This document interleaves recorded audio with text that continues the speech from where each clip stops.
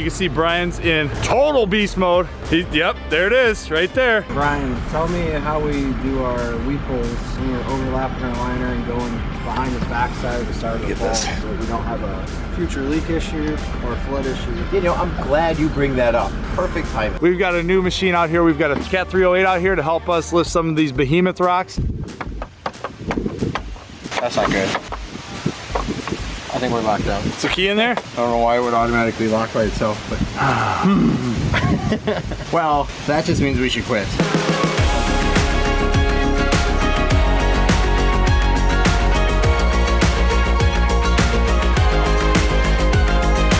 We've got DK as well as Brian back out here. This morning we've kind of refocused our energies on this retaining wall. It's going to be the wing wall supporting this waterfalls from this pooling area here, just to kind of get this basin area done. You can see Brian's in total beast mode. Yep, there it is, right there. One thing that we really try and do is change directions. We don't want these concentric staircases or any really straight lines anywhere. So these retaining wall stones, it's hard to kind of tell by the camera until we get a couple more finished, but this one kind of juts out, then that one that Dan is standing on, or is set behind it, and then that one is coming almost at a 45 off that other rock. So we're trying to create this misdirection. Hey B, sorry to interrupt your Java break, but if there's one helpful tip, that's perfect right there. One helpful tip when doing the retaining stones, or maybe just give us some advice here. I think a lot of times you're trying to match joints up a lot, and instead of trying to match joints up, sometimes we hide things. Like notice how like this rock, we got back behind this one. There's no way we would have matched up like right in here. Yeah. It would have been impossible.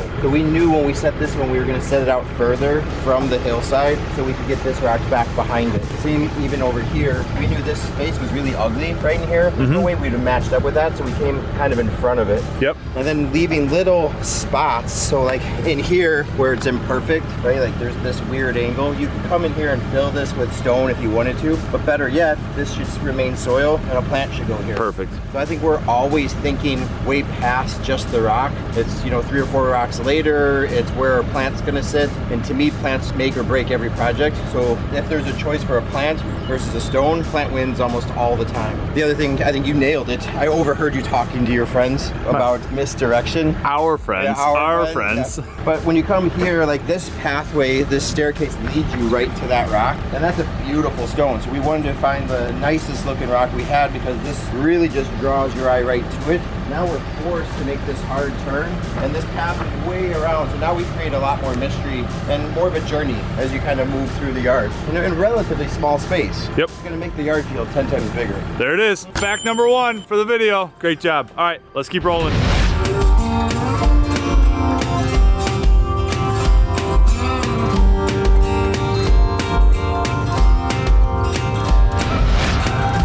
All right, so kind of the next mode of action is we are going to start working on that waterfall area. That's where that wing wall is going to help support the frame rocks and everything that's happening on that next section that's carved out over there. So we've got the liner rolled out. We've got a 15-foot wide liner, and we're just gonna do a big overlap. And actually this whole project is gonna be a series of individual liners overlapped on top of each other, because nothing would stink more. And I actually overheard Brian talking about this to Daniel a second ago, but nothing stinks more than having this big 15 by 75 foot liner and having to push it back over, fold it. So you're handling the materials, you know, way too many times, and it's heavy. We're gonna go a little bit more efficient and quicker with this just by simply doing a series of liners. Oh, see how he just put my knife in his pocket? There it is. Okay, good. What do we got here, Brian? A 15 by 15? Yeah, 15 por 15. Oh, snap!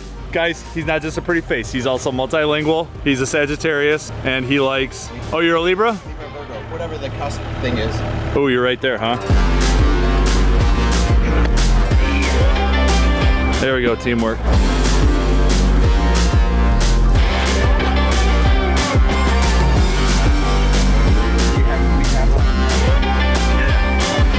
Brian, tell me how we do our weep holes when we're overlapping our liner and going behind the backside of the start of the fall, so we don't have a future leak issue or flood issue. You know, I'm glad you bring that up. Perfect timing.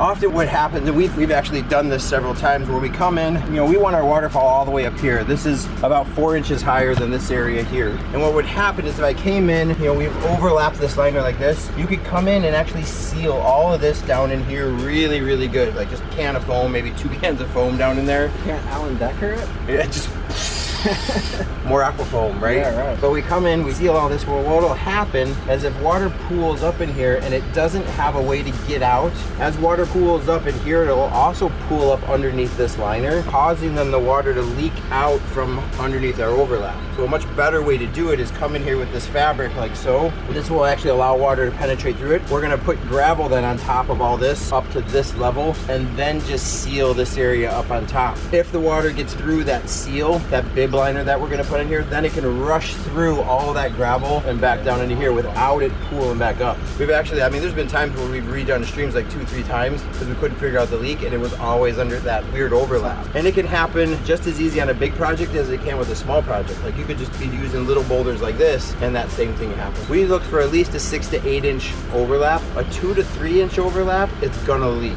I guarantee it's gonna leak because it's so easy for water to pool up back behind that overlap. Just because of the thickness of the water sometimes, the pump size you're using, it'll come back and go over. So at least a 6 to 8 inch overlap, backfill with gravel behind it, allow that water to penetrate through it if it gets past your seal, and you'll be good. A lot of times too, on the outsides of the waterfalls, we'll leave these weep areas as well, right? So we get back over in here, the waterfall's way over in here. So even though we're gonna backfill all of this with gravel, there's no sense in me sealing all of this back in here. We'll drop a rock right in here, seal underneath this rock. If water gets past this seal, then it can go through this big gravel vein and back out into there. If you sealed all this, well then we could have issues back over in here, especially where this happens. Right, where you've got the vertical. Right here, where this comes like this. Sometimes this gets sealed so good in here, water then finds this way, and then this liner here is horizontal with this one, and it leaks back like that. Yep. Often put the boulder here, leave this gravel and unsealed, so water can just, it's like a giant French drain is what it is. Yep. Huh? Good. Number 2.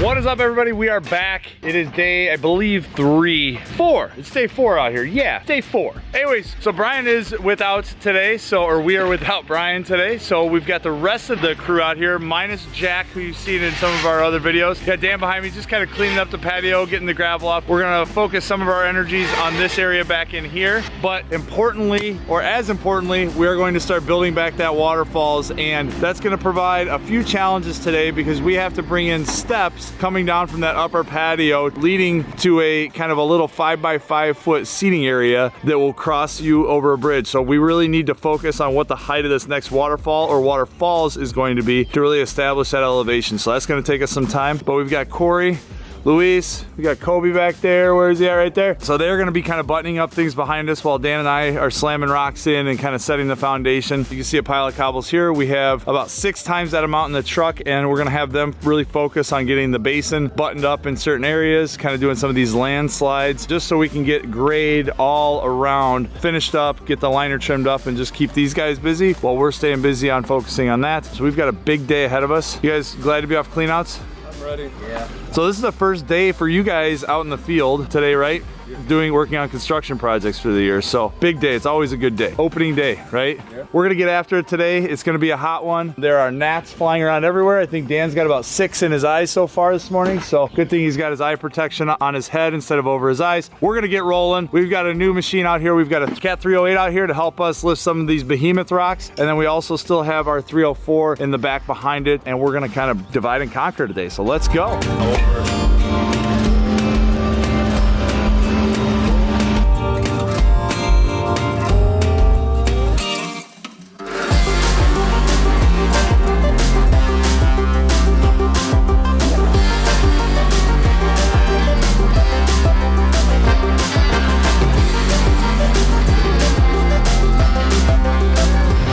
Corey, he's working on putting some fabric back behind these rocks. So as we fill, that soil isn't gonna go between the joints and start to slowly erode away. We are going to focus on this area up in here. If you remember earlier in the video, we talked about these steps that are going to lead us out and down and across the water feature. So we are going to focus our energies on retaining all of this, building up grade. So dropping a couple stones in here, backfilling, compacting, bringing in some of that 3/4 clean over there as base material over top of some fabric. Establish our elevations and figure out, because we have 6-inch thick steps, so we need to figure out how many steps we're going to need based on the water level of this pooling area for this waterfalls. So it's going to be a big day for us out here. It might feel like it's going along slow for us, but this is where the devil is in the details. We have to double check, triple check our measurements to make sure that we're going to be right on, so that when we get to that top step, it's not a 1/2 inch above or a 1/2 inch below the top of that patio. We want a nice smooth transition coming out. So we need to really do our due diligence, make sure that we get the base and foundation for our steps set and figured out ahead of time, so we're not doing double work, and it is going to turn out incredible. We've already worked our way up. We've got this big water liner here is the overlap for the waterfalls. That's going to be between this rock and the nut rock next to it, which will be a really nice waterfalls. We have to drop some stones in up and through here, then back drag all of that dirt to level everything back off. Big day today. What do you think, Corey? You're gonna do some work? You're ready? It rained yesterday. Hopefully it'll be a lot easier to dig out the soil. So looking forward to that. And it is, because I started before Corey got here just kind of putzing around, and this was like concrete when we were out here the other day, and with our new 304 and those teeth, I was just effortlessly scraping back that soil. So we've got a good conditions today. It's about 65, breezy, overcast. This is the kind of weather that as pond builders we love, because we're out here busting our butts and humping rock all day. So when it's nice and cool and breezy like this, we love it, man. Without further ado, let's get going.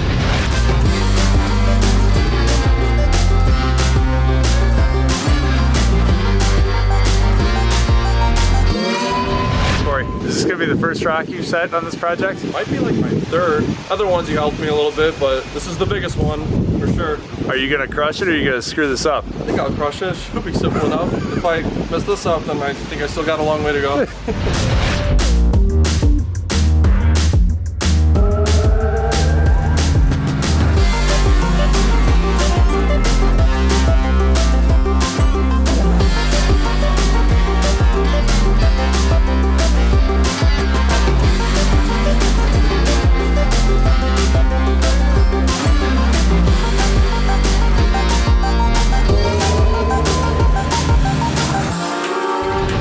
Brian's doing up there. I think he's playing around with the controls.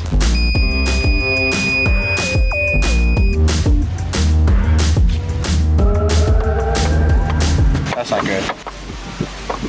I think we're locked out. Is the key in there? I don't know why it would automatically lock by itself, but well, that just means we should quit, because the key's locked into the cab, and coincidentally, it's raining. Are you gonna show them the radar? I'm gonna try. And then let's show them how we prep. Here, you got it? I think so. Here, let's back it up so they can see the... See, this is all forest right in here. Yep. The forest is coming to eat us. This is rain right here, this whole strip, and it's coming. We're right here, and it says we have about 5 minutes, which they're lying, because I'm already a little wet. Yeah, I can see. Yeah. You got a little... Yeah. But let's show them how we prepare for the rain. Well, Corey prepared for the apocalypse with that lunchbox. Yeah. I mean, he's not gonna starve to death, that's for sure. So tomorrow we have to work up there. So we've got 2 of the largest tarps that tarp people make. The tarp people, thank you.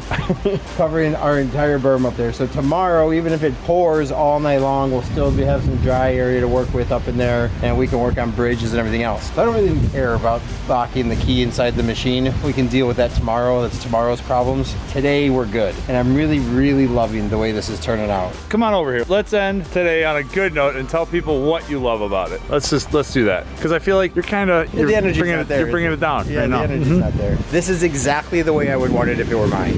It looks like one rock is settled a little bit. This one, we'll fix that tomorrow. That's tomorrow's problems too. I thought you were gonna say what you liked about it. The waterfalls look great. They're all coming, like really awesome falls coming in through here. I love that middle fall, how it's gonna kind of disappear behind that one rock. I'm loving all the support rock that comes left and right. I don't know if you guys can see up there where the yellow tamper is. Yep. Just below that will be first bridge that takes you from the patio down into here. And I think what I'm gonna like so much about that being up in there is you'll see it from here, and then the staircase will disappear behind this big wall right here, and then come back all the way and around over into here. Yep. So it's really taking a boring green slope to its fullest potential.